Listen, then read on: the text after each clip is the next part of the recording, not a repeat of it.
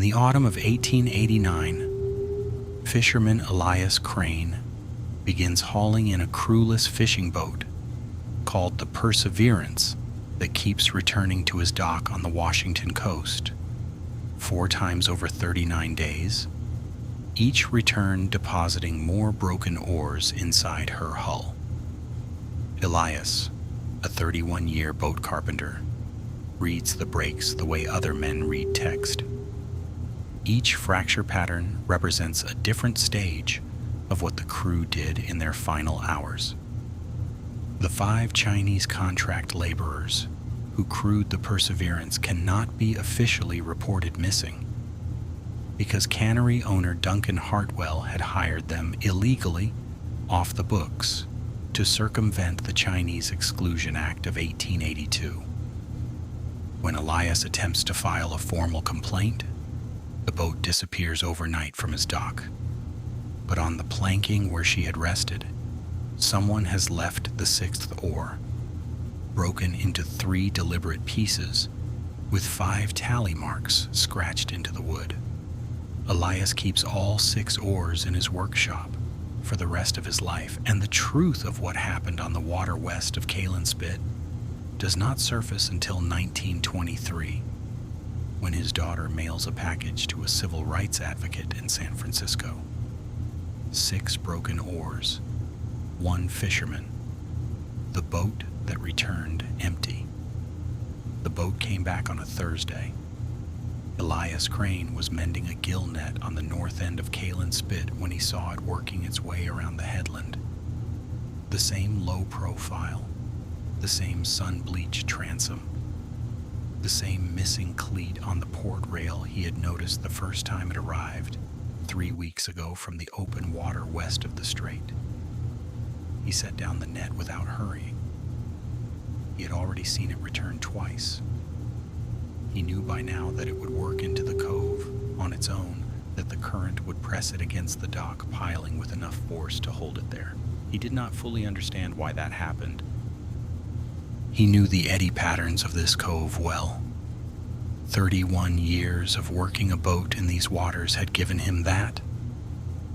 And he knew that something circular and persistent operated in the water within 50 yards of his dock, and that the Perseverance had found it, or been found by it, and seemed unable to leave.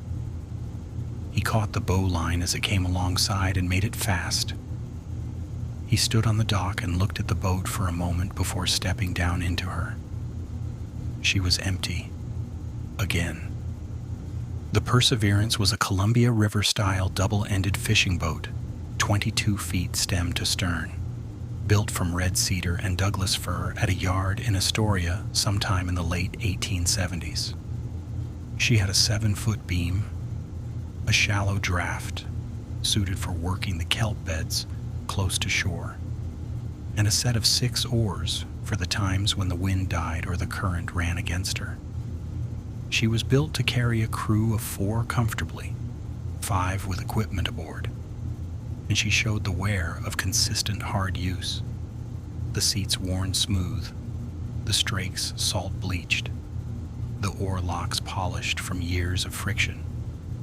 She was not a new boat, and not a neglected one. She was a working boat in full working condition on the morning of September 4th, 1889. And she had arrived in Elias Crane's Cove with no one aboard for the 3rd time in 22 days. He checked the bailing pan. Dry on top, the bottom damp. She had taken water during the crossing, and it had drained or evaporated. She had been adrift for at minimum 12 hours. He checked the stern compartment. Empty. He checked beneath the forward thwart. 3 oars, shipped against the starboard rib. No other cargo, no personal items, no food, no rope, no gear, no indication that 5 men had been living and working aboard her. He climbed back to the dock and sat on a piling and looked at the boat for a while. Elias Crane was 49 years old in the autumn of 1889. He had come to the Washington coast in 1858 at age 18, following his uncle, who had heard there was work in the timber camps along Puget Sound. The timber work lasted 4 years before Elias decided he preferred the water to the trees, and for the 31 years since he had made his living as a fisherman, boat repairman, and occasional harbor pilot for the small spit settlement of Kalin, which sat on a narrow finger of land jutting into the strait 7 miles west of Port Angeles. Kalin was not large. In 1889, it had 43 permanent residents, 11 families, 4 bachelor fishermen, a part-time general store that doubled as the post office, a small cannery operation that processed halibut and silver salmon, and a dock that could accommodate 8 boats at capacity. It was the kind of settlement that appeared on territorial maps as a named point, and in the minds of territorial administrators as essentially nothing. The nearest sheriff's office was in Port Angeles, a 90-minute journey by water on a calm day. The cannery at Kalin had been established in 1884 by a Seattle businessman named Duncan Hartwell, who visited the site twice a year, spoke to no one at length, and was understood by the permanent residents to regard the settlement as an asset rather than a community.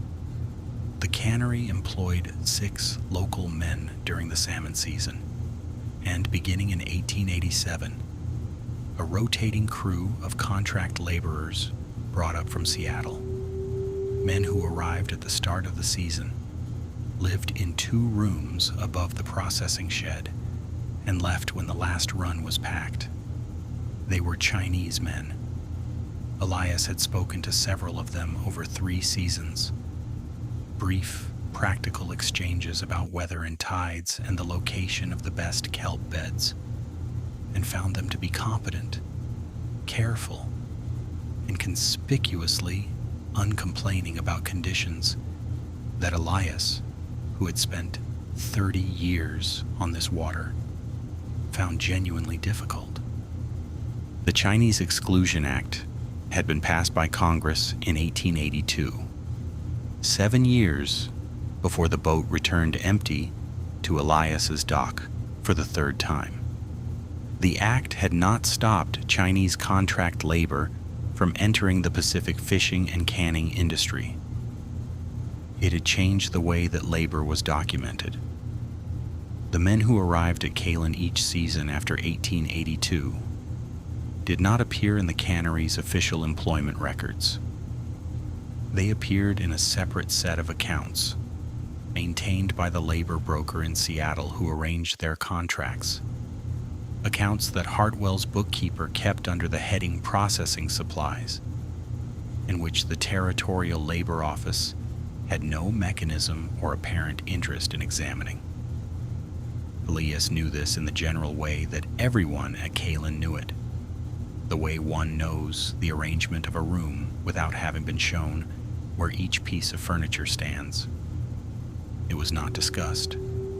It simply was. The Perseverance was Hartwell's boat. She had been used during the 1889 salmon season to move contract workers and equipment between Kalin and the outer processing sites. In mid-August, 5 of the contract workers had taken her out to check the nets at the outer kelp bed, 3 miles west-northwest of the spit. They had not come back. That was 17 days before she appeared the first time on August 18, 1889, drifting in from the west on a flat tide with no one aboard. Elias had reported the first return. He had rowed to Port Angeles the following morning, August 19th, and spoken to Deputy Sheriff Alton Meese, who was 34 years old and had held the position for 14 months. Meese had written down what Elias said, the word Perseverance, the words crew missing, the date. He said he would make inquiries. 3 days later, he had sent a letter delivered via the Port Angeles mail packet informing Elias that he had spoken with Hartwell's port representative, that the crew of the Perseverance on its final voyage were itinerant and unregistered workers of uncertain origin, that the boat had likely drifted after the men abandoned it for unknown reasons, and that without evidence of a crime, the matter was a maritime concern and not a criminal one. He included the address of the territorial harbormaster's office in Olympia. Elias wrote to Olympia on August 23rd. He received no response. The boat came back again on August 29th, 11 days after the first return. Same approach from the west, same tidal hour, same empty interior. Elias hauled her in, checked her, found nothing changed, and this time said nothing to anyone. He had filed the information in the same way he filed the eddy pattern that kept returning the boat to his dock, as a fact that did not yet have a complete explanation. Now it was September 4th, and the Perseverance had returned for the third time, and Elias Crane was sitting on a dock piling, looking at 3 oars shipped against the starboard rib, and he was beginning to think about them with the particular attention a boat carpenter gives to any piece of wood that has broken in a way it should not have broken. He had not studied the oars on the first 2 returns. He had looked into the boat, registered empty, and moved on. On this third return, with the cove quiet and the morning light falling flat and gray off the water, he looked at those 3 oars for 4 full minutes before climbing back down. He pulled the first oar free and laid it across his knees on the dock. It was broken at the loom, the cylindrical shaft between the blade and the grip, at roughly the point where, during normal rowing, the oar rests against the lock and transfers the force of the pull into the boat. The break was clean on one side and splintered on the other. He had seen this break many times. It was the break you got when the oar caught a fixed point, a rock, a submerged obstacle, a cleat, while the rower was pulling hard enough to snap the shaft rather than release the grip. The force had to be significant. A man pulling casually against his oarlocks does not snap a 2-inch red cedar shaft at the loom. A man pulling with everything available against a boat that was held or stuck or fighting a current, that man did. He set the first oar down and picked up the second. This one was broken at the blade, not the loom. The break was different. Lateral, the wood split along the grain rather than across it. The blade separated from the shaft in a long diagonal fracture. He knew that geometry. He had seen it on a salvage job in 1877 when a crew had used a timber as a lever to pry a grounded boat off a rock shelf. Levering force, not pulling force. The second oar had been used as a pry bar against something heavy and resistant. The splintering was extensive. Whoever had applied that force had kept pressure on the oar past the point at which it was clearly failing. The third oar had been broken in 2 places, once at the grip, where the handle met the shaft, and once at the loom, 6 inches above the blade. Both breaks were sharp, rapid successive impact, the kind of break from beating an oar against a hard surface. He thought about what you beat an oar against a hard surface for. He could think of 2 reasons. You beat it against a hull to make noise, a distress signal, a way of attracting attention across open water in the dark.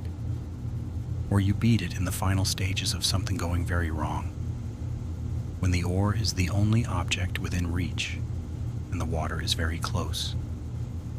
He carried all 3 oars to his workshop and lined them up on the floor.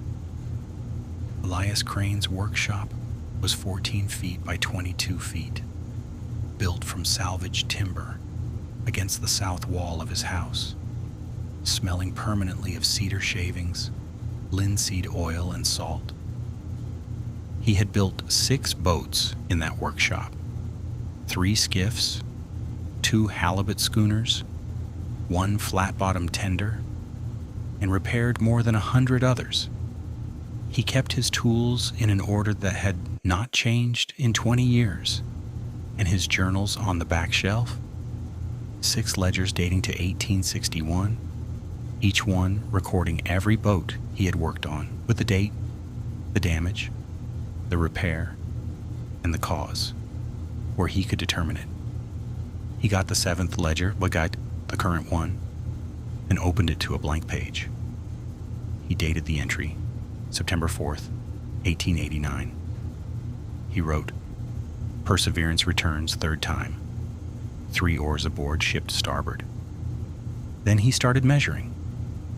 The first oar was 7 feet 4 inches from grip to blade tip. The break at the loom was 2 feet 9 inches from the blade end. He measured the break face, clean on the compression side, fibrous and splintered on the tension side. A snap break under sustained load. He estimated the force required to snap a red cedar loom of that diameter at somewhere between 180 and 220 pounds of pull. That force came from one of 2 things: a man rowing hard against a significant current, or a man rowing hard against a boat that was held fast and not moving. He measured the second oar.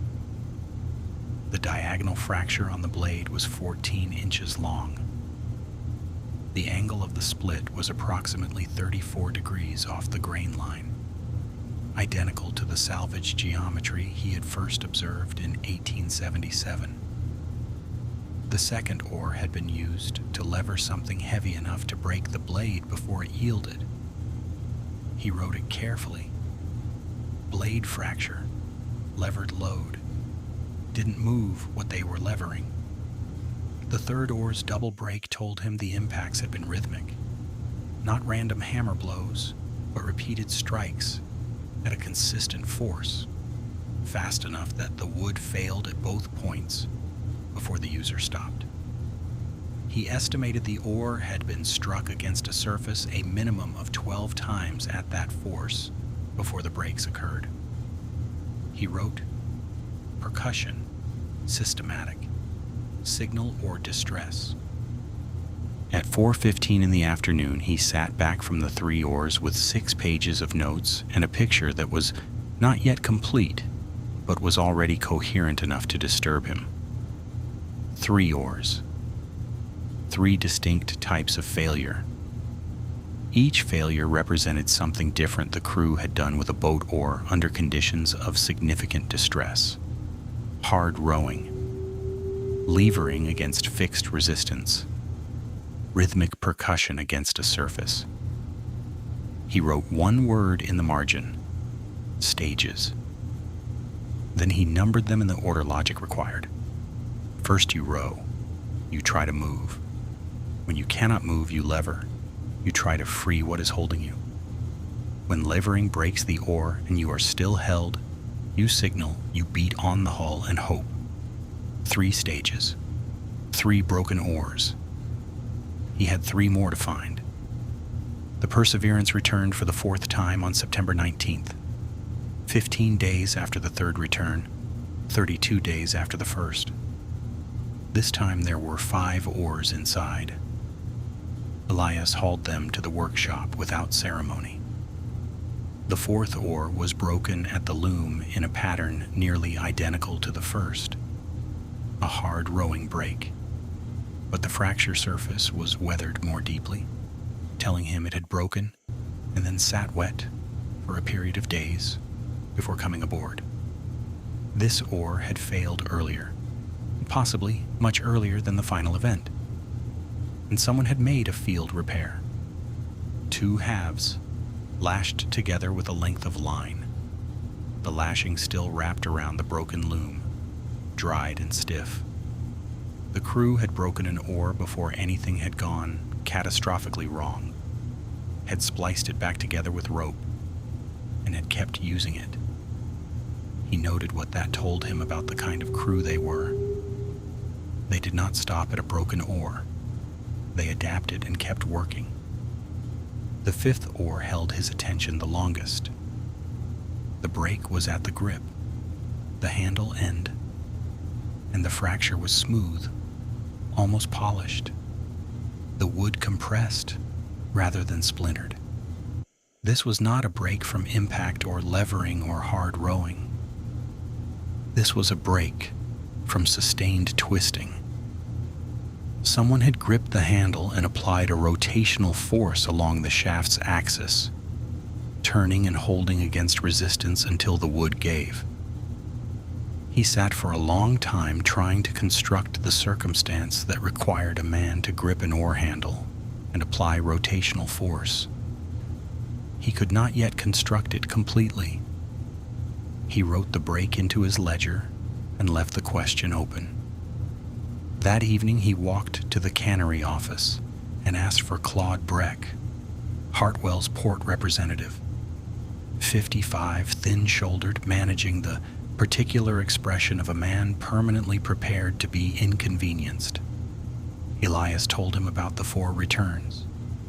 He told him about the 5 oars and what the break showed. He told him what he believed the sequence meant. Breck listened to all of it. He said, "You've put a lot of thought into some broken wood." "Somebody has to," Elias said. "Those men were contracted temporary workers," Breck said. "No permanent arrangements here. It's not unusual for men like that to leave a job without notice." The boat drifted. "These things happen." "It's happened 4 times, Elias said, to the same dock. The eddy brings things in here. Everyone at Kalen knows that." Breck stood. "Leave the Perseverance at the dock. Mr. Hartwell will arrange to have it collected." Elias left. The Perseverance remained at his dock for 16 more days. On the morning of October 3rd, 39 days after the first return, Elias rose at 5:30 a.m. and dressed and walked to the dock. He was going to Port Angeles today in person, with 6 pages of ledger notes and 5 broken oars, to file a formal complaint with Deputy Sheriff Meese. Not a letter, in person. The Perseverance was gone, not drifting, not loose on the eddy, gone. The bow and stern lines had been untied, not cut from his cleats. The water where she had sat for 16 days reflected only gray morning sky. Someone had come in the night, in silence, and taken her. He stood at the dock edge for a long moment. Then he looked down. On the planking, directly where the Perseverance's port midship had rested, lay 3 pieces of wood. The 6th oar, broken into 3 sections, each piece placed parallel to the others, angled toward the water, with the precision of something arranged by a deliberate hand. He crouched down and looked at the 3 pieces without touching them. The breaks were unlike any of the other 5. The wood was not fractured from impact, not compressed from twisting, not splintered from levering or load. One break was clean and surgical. The other was ragged in the specific way that wood tears when bent slowly by hand, gripped at 2 points, and pressed until the fibers pull apart without a surface to break against. This oar had not been broken against anything. It had been broken between 2 hands, with intention by someone sitting still and applying force gradually. Someone who had time. Someone who was close. Someone had brought it here in the dark, between midnight and 5:30 in the morning, laid it on his dock, while the Perseverance was being quietly removed from the other side. Elias picked up the first piece and turned it over. On the back face of the break, scratched into the wood with something fine and sharp and careful, were 5 marks. Not random scratches. 5 marks in a deliberate row, evenly spaced, the way a man marks time when he is counting something he will not forget. Someone had been keeping count. 6 broken oars, 1 fisherman, the boat that returned empty. The 6th oar was 6 feet 11 inches from end to end, shorter than the other 5, which had all been cut to standard 7 feet 4 inches. Either it had been made for a smaller boat and repurposed, or someone had trimmed it for a specific purpose. Elias noted the length in his ledger and then focused on the breaks. He had carried the 3 pieces to his workshop and fitted them back together on the floor before doing anything else. The oar, reassembled, showed him the break points immediately. The first break was 14 inches from the grip end. Clean, a bending break. Hand applied. The grain pulled apart rather than snapped. A man had gripped the handle with both hands and applied steady downward force against a fixed lower point until the wood yielded. The second break was 22 inches from the blade end. The same character, ragged fibers, the same patient hand-applied tension. 2 men, Elias estimated, could have broken it this way together. 1 man would have needed great strength or considerable patience and leverage. He had spent the previous evening trying to understand why someone would snap an oar by hand and leave it on his dock instead of simply leaving a note. The answer he kept arriving at was the same. A note required words, which required identification. A broken oar required nothing. A broken oar was something a man could deny having left. 5 marks scratched into the wood were 5 marks that proved nothing to anyone who had not been following this same sequence for 39 days. The 6th oar was a message designed to be undeniable to one person and unreadable to everyone else. 5 marks, 5 men. He was certain of that much. He was not yet certain of who had left it. The 5 men who had crewed the Perseverance on August 14th were known to Elias by sight and by the basic facts of 3 seasons of proximity. He knew them the way a man knows people he does not know well in a small place, by the particular habits they brought to shared spaces. The eldest of the 5, whom Elias privately thought of as the foreman, was somewhere around 50, deliberate in his movements, careful with equipment, the one the others deferred to on questions of practical judgment. The 2 youngest looked to Elias like they might be brothers, similar in face, similar in height, not quite 25 years old between them. There was a 4th man who had a long scar along his left forearm and who always worked the net haul with his sleeves rolled precisely to the same point each morning. The 5th was the quietest and had on 2 separate occasions in the summer of 1889 helped Elias move lumber from the dock to the workshop without being asked and without any evident expectation of return. Elias had nodded his thanks both times and the man had nodded back, and that had been the full extent of their exchange. He did not know their names. He had heard the foreman's name spoken once by one of the younger men in Cantonese in passing, a sound that began with something like Lin, but he had no confidence in his recollection and had not thought to note it at the time. They had no official record at Kalin. They appeared in no names in Hartwell's legitimate employment ledgers. They existed in the separate accounts kept by the Seattle labor broker under a collective entry.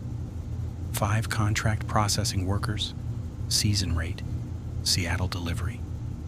5 men with no names in any document Elias could legally obtain, who had been on the water 3 miles west of where he stood and hadn't come back. He knew what the Chinese Exclusion Act of 1882 had done to the documentary existence of men like these. He had watched it operate for 7 years, with the particular clarity available to a man who stands on the outside of a system and can see its edges plainly. The act did not stop these men from coming to the Washington coast. It stopped them from being counted.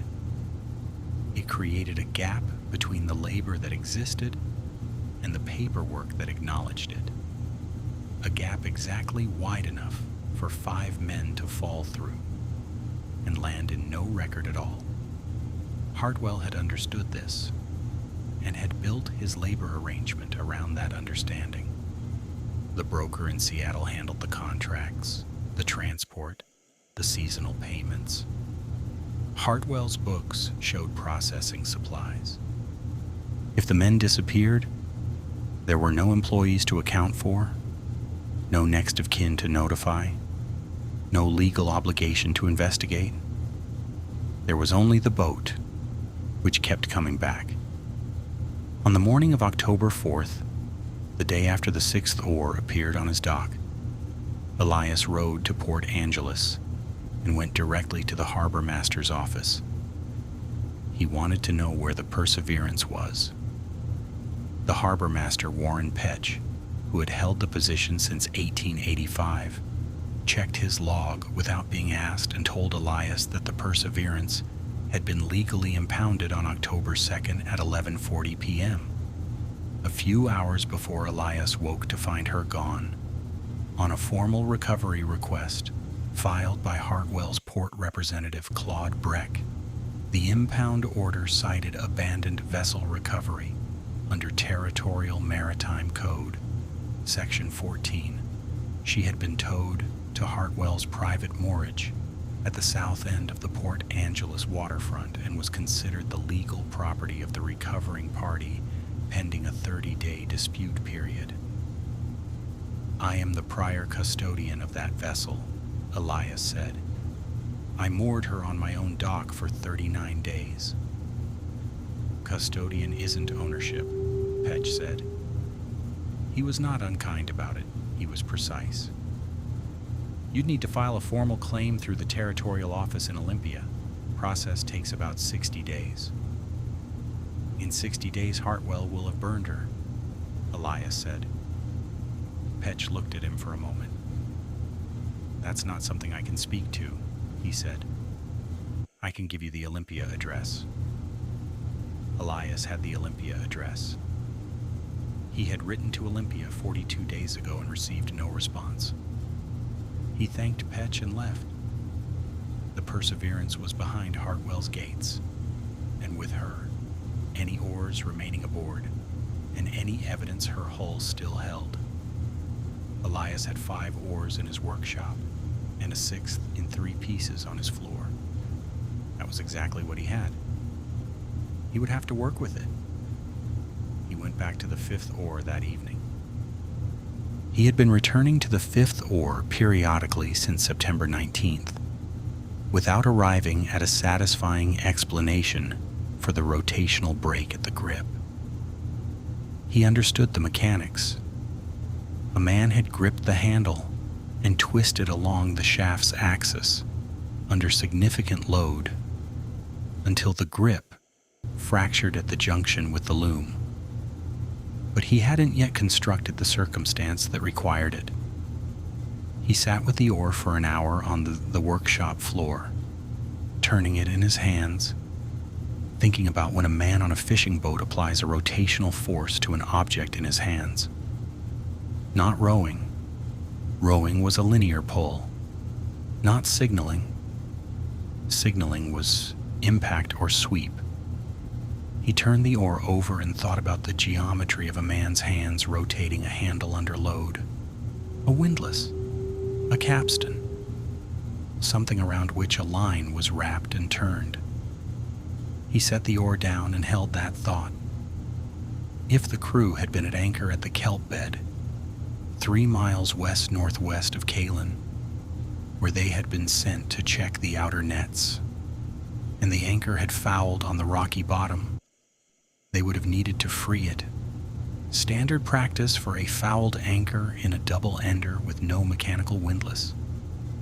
was to wrap the anchor line around a vertical shaft and apply rotational torque to break the anchor free. The oar handle, vertical in its lock, was the closest approximation to a capstan available on that boat. A man would wrap the anchor line around the shaft below the grip the handle, and rotate. If the anchor held fast, if the line was under heavy tension, if he kept rotating past the point at which the wood could bear the load, the grip would fracture exactly as it had fractured on this fifth oar. They had been at anchor. The anchor had fouled. They had tried to free it by hand capstan and broken the oar in the attempt. He wrote it in the ledger. Fifth oar. Windlass attempt. Anchor fouled. Position. Outer kelp bed. 3 miles WNW. He stared at the entry and then wrote below it. If anchor fouled and could not be freed, they could not move the boat. He looked at that sentence for a long time and then wrote below it. They were fixed in position, not drifting. Fixed. He had been thinking about the Perseverance as a boat that had lost her crew and drifted back. He saw now that this was wrong. The Perseverance had been fixed at anchor. At some point after the anchor refused to free, the line had parted or been freed and the boat had drifted home, returned by the eddy without her crew because her crew was no longer aboard her. They had not abandoned the boat from despair or confusion. Something had separated them from it. The boat had left them, or they had left the boat, at a specific and knowable location 3 miles from Kalin. He knew where the anchor would be. On the bottom of the outer kelp bed, 3 miles west-northwest, still attached to its line. On October 5th, Elias detoured to look for Jonas Teal before going to the water. Teal was a net mender, 38 years old, who had worked for Hartwell's cannery since 1886. He was one of 6 local men employed during the salmon season and lived in a one-room cabin at the north end of the spit, 50 yards from the cannery shed. Elias had spoken with him dozens of times over 3 years.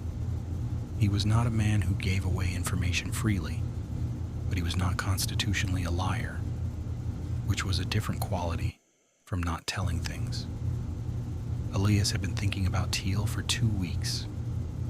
The cabin was empty, not recently vacated, thoroughly vacated.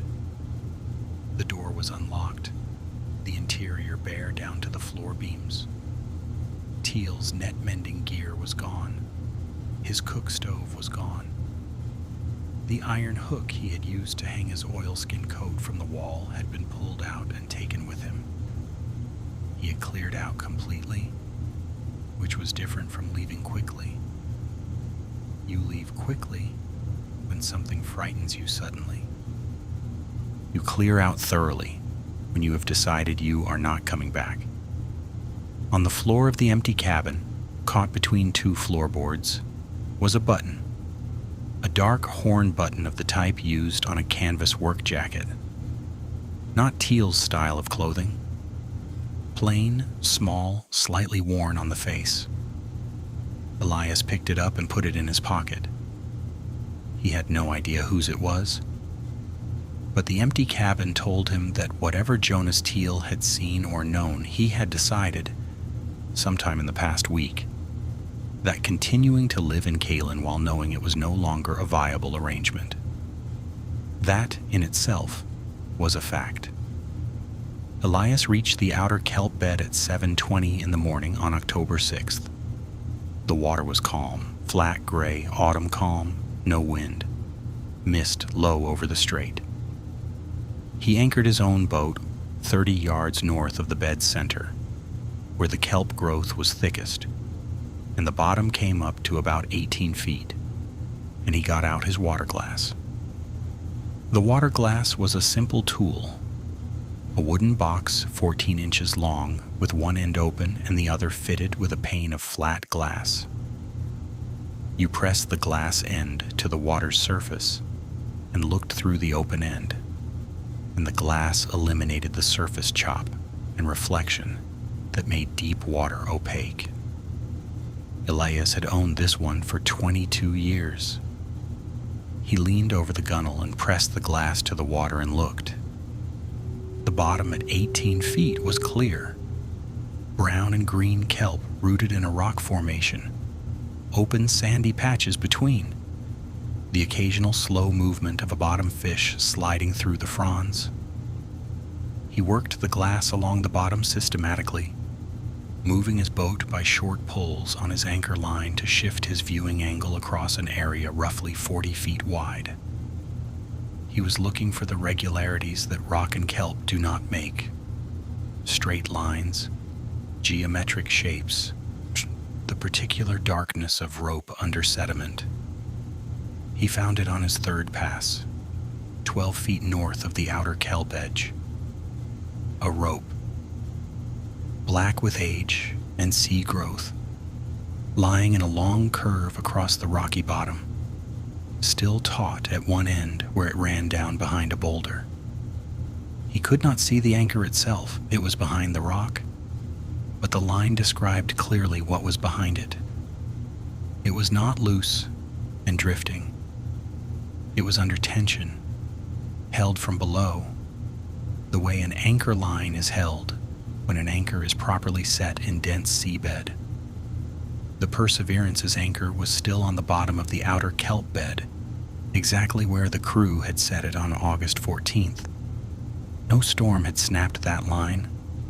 A line parted under wave stress left the boat end fraying and loose, and this line was taut and intact from the surface down to the boulder. The line had not parted. It had been freed from the boat end, cut or cast off, or untied deliberately. The boat had not drifted free of her anchor. The anchor had been freed from her. He sat back from the water glass and looked at the sky. The crew had been at anchor, fixed 3 miles from Kalin, unable to move. The 5 marks on the 6th oar confirmed 5 men. The percussion brake on the 3rd oar confirmed they had signaled, beaten on the hull repeatedly in the dark or fog. The anchor line had been freed, not by the sea but by a hand, and the boat had drifted east on the eddy and kept coming back to his dock. The men hadn't drifted with her. They had gone somewhere else, or been taken somewhere else, while the boat was freed to drift alone. He was still looking at the gray sky when the sound of oars reached him from the direction of the spit. It was a single-man skiff, low in the water, coming at a direct and steady pace that was not a fishing pace. He watched it come. When it reached 20 feet from his hull, the man inside shipped his oars and let the skiff drift to a halt. The man was Chinese. He appeared to be somewhere around 40 years of age. He wore the plain canvas work jacket common to the cannery contract laborers. He was looking directly at Elias. He did not speak. He did not come closer. He sat in his drifting skiff in the flat gray morning of the outer kelp bed and held Elias Crane's gaze for a long moment. Then he raised his right hand, palm open, 5 fingers. He held it 3 seconds. Then he closed his fist. He raised the hand again, 3 fingers. He held it 3 seconds. Then he lowered his hand, picked up his oars, turned the skiff and rowed back toward the spit at the same direct, steady pace he had come at. He did not look back. Elias Crane sat in his anchored boat 3 miles west of Kalin and watched the skiff until it disappeared around the headland. The water glass was still in his hand.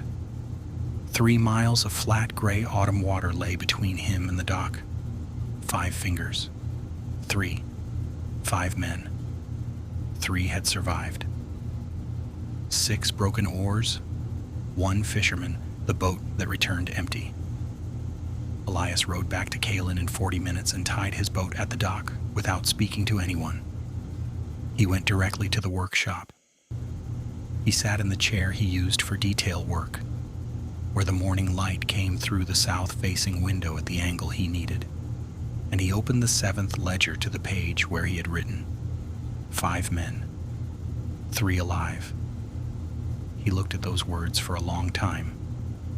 Then he wrote below them, who did not survive. Why? He did not yet know the answers, but he now knew that someone alive knew them and had just told him, in the only language available to a man who cannot speak openly. The count was 5.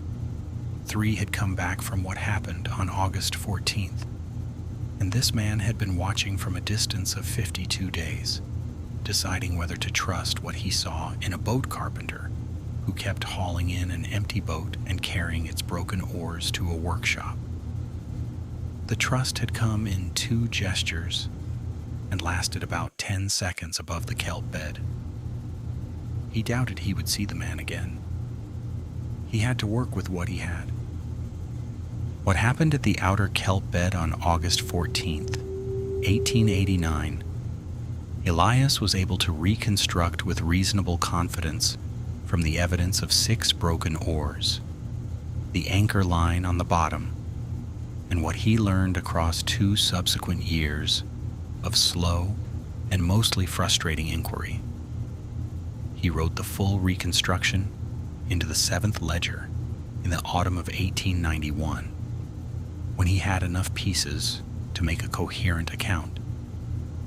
He was not certain of all of it. He was certain of the parts the wood had told him directly. The 5 men had reached the outer kelp bed at approximately 7 o'clock in the morning. The offshore nets had been set 2 days prior and needed hauling. They anchored over the rocky ground at the bed's northern edge, close to where Elias had anchored on October 6th, and began hauling net. At some point in the first 2 hours, the anchor caught in the rocky bottom. The sequence of what followed was in the oars. They rowed hard against the anchor line to try to shift the angle of the set and break it free, the first oar snapping at the loom under the load. When rowing failed, they used an oar blade as a lever, working it against the rocky bottom below the hull, the second oar fracturing in a 14-inch diagonal between blade and shaft. When levering failed, they tried the windlass, wrapping the anchor line around the 5th oar's shaft and rotating, the grip fracturing at the loom junction as the load came on. By mid-morning, they had broken 4 oars in their attempts to free the anchor and hadn't moved the boat 1 foot. The 4th oar, the repaired one lashed back together with rope after an earlier failure, tells the part of the story Elias found most difficult to read. Someone had broken that oar days before August 14th, had spliced it carefully with rope binding, and had continued using it. On the kelp bed, under the same rowing stress as the first oar, the lashing gave and the shaft failed at both original breakpoints simultaneously. The crew had exhausted a repaired oar, which meant they had been working hard enough and long enough that every piece of equipment they had brought aboard was spent. Fog came in off the strait at approximately noon. Standard for that section of coast in August, a low flat bank that reduced visibility to 30 or 40 yards by early afternoon. They beat on the hull with the 3rd oar, rhythmically, systematically, a signal into the blank white air around them. The oar broke at both its impact points before anyone answered. The fog muffled the sound. The strait was empty. 3 miles from a dock where 43 people were going about a Thursday afternoon, 5 men beat a breaking oar against the bottom of a fishing boat and heard nothing come back. Soren Brandt was 44 years old in August of 1889, a Norwegian-born coastal mariner who had worked for Hartwell's supply operation for 6 years. He ran the cannery tender on its twice-weekly circuit between Port Angeles, Kalin, and the outer processing sites. He knew the strait the way Elias knew the cove, specifically and completely, and he knew the outer kelp bed location and the fog behavior on that section of coast, as well as any man working those waters. On the afternoon of August 14th, running the regular supply circuit, Brant came through the fog and found the Perseverance at anchor at the outer kelp bed. He came alongside. He could see the 5 men. He could see the broken oars. He understood the situation. He had been on the water since 4 o'clock in the morning and had, at some point in the preceding weeks, received instruction from Hartwell, instruction whose exact wording Elias never recovered, that the 5 contract workers currently at Kalin were not to be returned for the 1890 season, that their arrangements were to be considered complete, and that if any difficulty arose in connection with their presence, it was to be handled quietly and without involving the territorial office. The 5 men had knowledge of the illegal labor arrangement. Labor investigators in Seattle were beginning to examine coastal cannery employment practices. These 5 men, stranded and visible and helpless 3 miles from shore, were the kind of human evidence that a man like Hartwell understood couldn't be allowed to reach anyone with a pen and a ledger.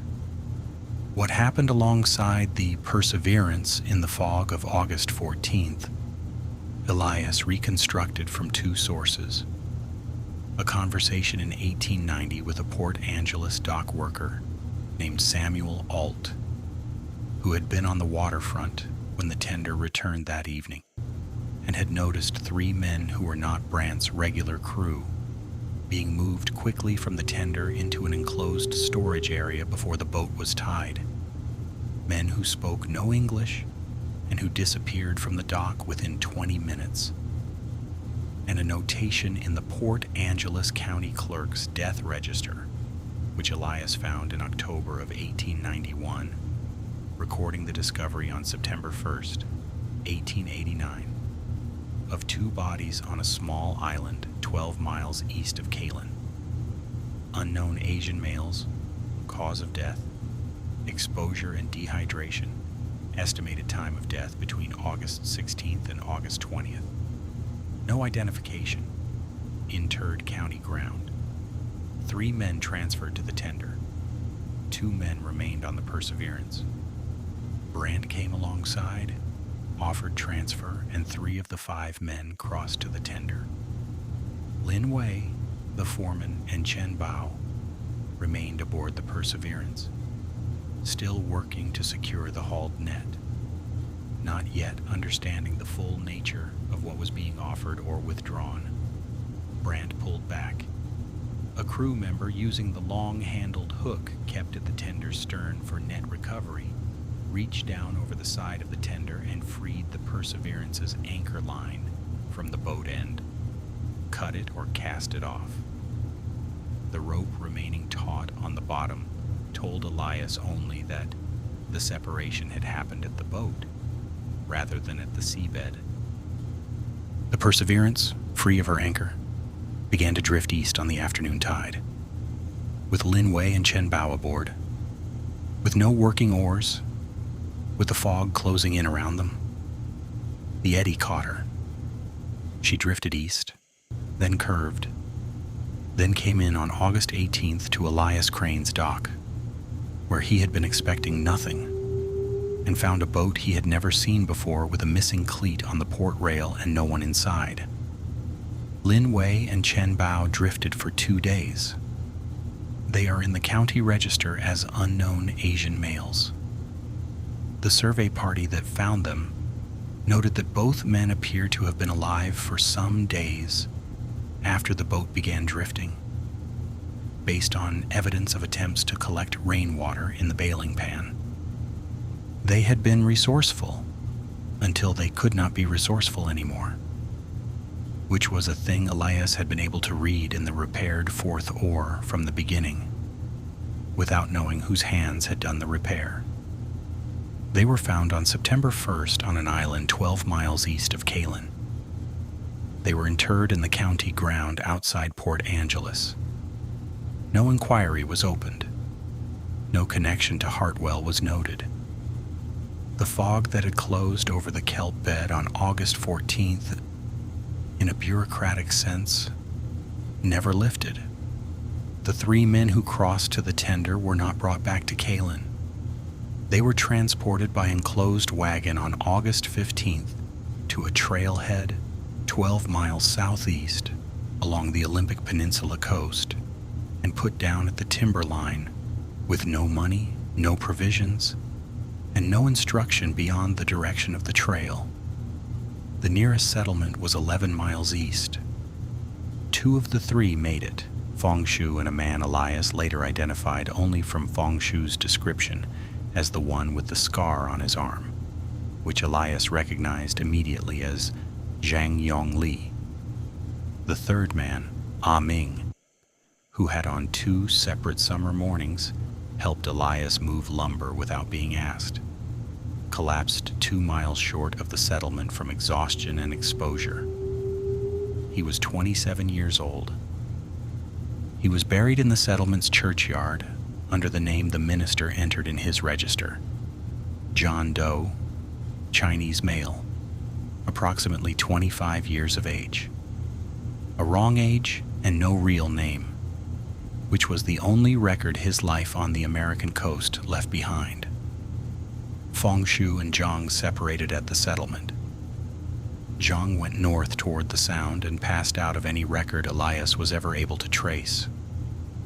Fong Shu went east and then south, moving along the coast by night, staying near the water where he understood the terrain, and arrived at some point in late August in the timber east of Calen Spit. He could not go further without crossing through Port Angeles, and Port Angeles meant exposure, and exposure meant deportation at minimum, and at worst, something he had already seen approximated in the fog of August 14th. He stayed in the coastal timber east of Calen for 50 days. He fished for what he could reach from shore. He watched the Perseverance come back to Elias's dock 3 times. He watched Elias haul her in. He watched a man carry broken oars to a workshop and study them for hours at a time, in the light through a south-facing window, with a ledger open on the workbench. On the night of October 2nd, he watched Brandt's crew come quietly to the Calen dock and begin towing the Perseverance away. He slipped aboard in the dark during the brief interval when the crew were working the bowline, and he took the 6th oar from inside her before she left the dock. He brought it to the timberline. He broke it by hand, across his knee for the first break, then between his hands with steady force for the second, in 2 deliberate places. He scratched 5 marks into the wood with a nail he had kept in his coat pocket since August 14th, spacing them carefully in a row on the back face of the break. He laid the 3 pieces on the dock planking in the dark, angled toward the water the way a carpenter angles pieces that belong together, and walked back into the timber. He rowed out to the kelp bed 8 days later. He gave Elias the count. Then he went. He left Calen sometime in October of 1889. He appears possibly in Victoria, British Columbia, immigration records in 1891 as Fong S., Chinese national fisherman. After 1891, there is no confirmed record. He was 23 years old when he rowed out to the outer kelp bed and held up 5 fingers, then 3, and turned his skiff around and did not look back. The suppression of what happened on August 14th was not a complicated operation. It required only things that already existed: a legal system that did not recognize the 5 men as documented workers, a territorial administration with no mechanism for investigating the deaths of people it had no record of employing, and an employer who understood precisely how complete the gap between those two facts really was. Hartwell instructed Breck to file the impound paperwork on the Perseverance. Breck filed it on the night of October 2nd, 11 days after Elias's conversation with him at the cannery office. Jonas Teal, the net mender who had been on the Kalin dock on the afternoon of August 14th, when the tender returned without the contract workers, and who understood immediately what that meant, was visited by Breck at his cabin on September 28th. He cleared out of Kalin within a week with $60 in his pocket, which was 3 months of his cannery wage.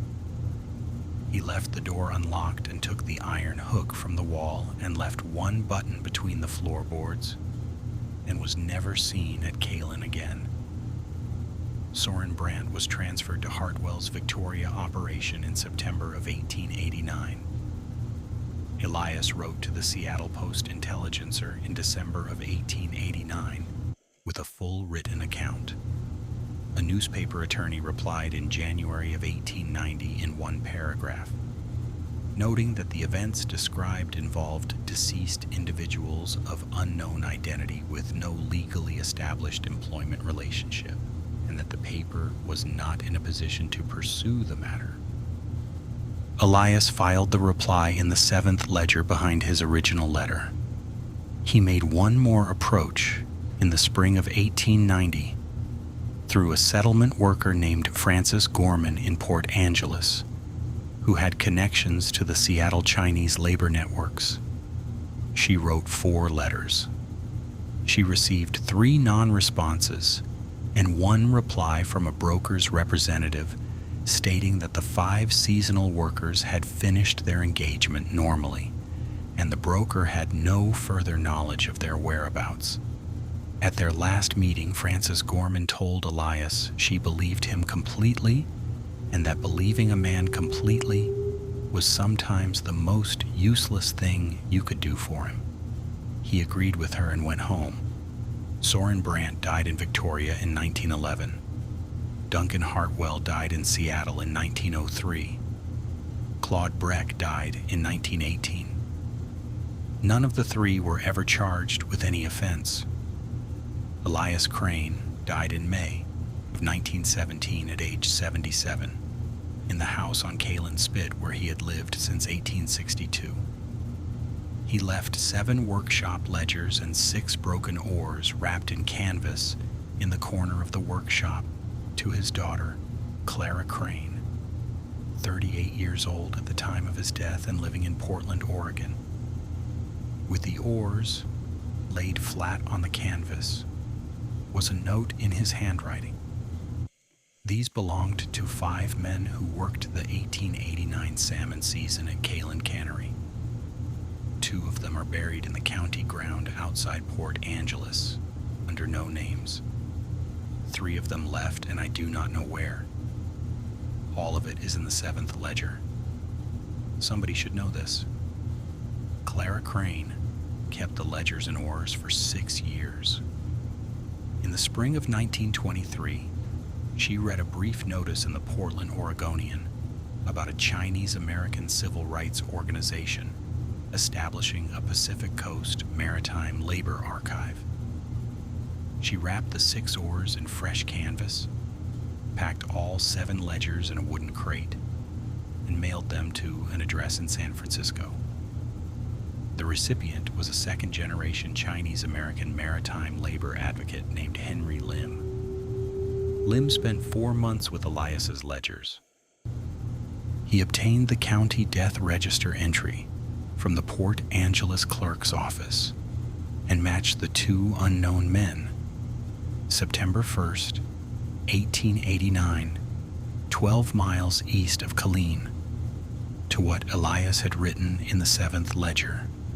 He traced the 1889 Kalin seasonal labor contracts through a network of former Seattle broker employees and established the names of the 5 men formally for the first time in any document: Lin Wei, Chen Bao, Fong Shu, Zhang Yong Li, Ah Ming.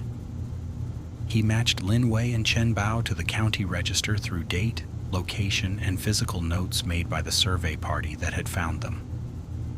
Lim published a 22-page monograph in 1924 titled The Perseverance: 5 Men, 6 Oars, and the Outer Kelp Bed, Kalin, Washington, 1889. It was distributed through Chinese-American advocacy networks in San Francisco, Los Angeles, Seattle, and Portland. It was reviewed in 3 Chinese-language newspapers. It was reviewed in no English-language publication. It sat in the archive of the Chinese 6 companies in San Francisco for 47 years. In 1971, a maritime historian at the University of Washington named Dr. Eleanor Vane, researching Chinese Exclusion Act violations in the Pacific Coast fishing industry, found Lim's 1924 monograph in the San Francisco archive.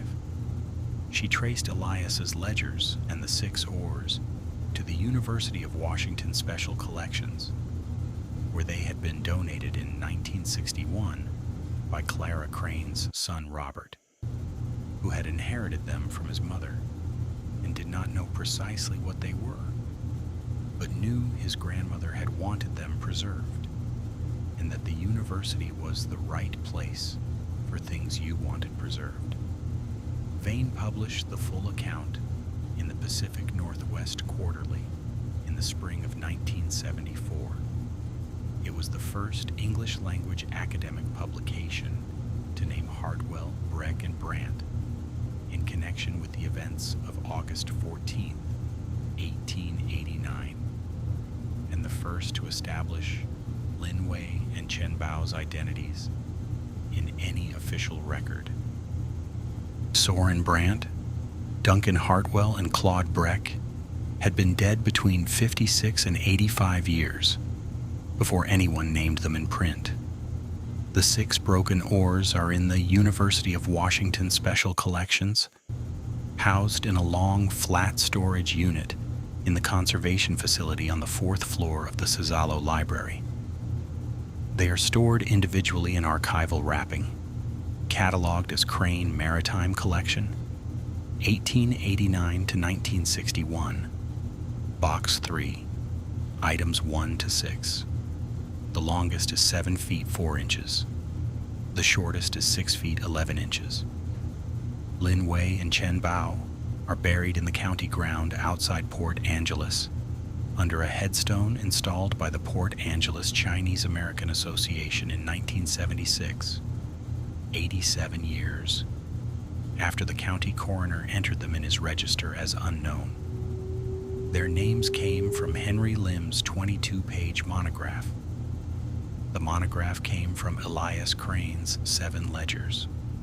The ledgers began on September 4th, 1889, when a man sat on a dock piling and looked at 3 broken oars in a boat that had no business being empty, and decided that the breaks meant something. The shortest oar, the 6th, broken by hand in the dark on a stranger's dock in October 1889, still has 5 marks scratched into the wood on the back face of the first break. The marks are 135 years old. A conservation report from 1989 notes that the scratching tool appears to have been a nail or similar tapered metal point, applied with consistent pressure, the marks spaced deliberately and evenly. The report classifies them as intentional markings, purpose undetermined, purpose undetermined.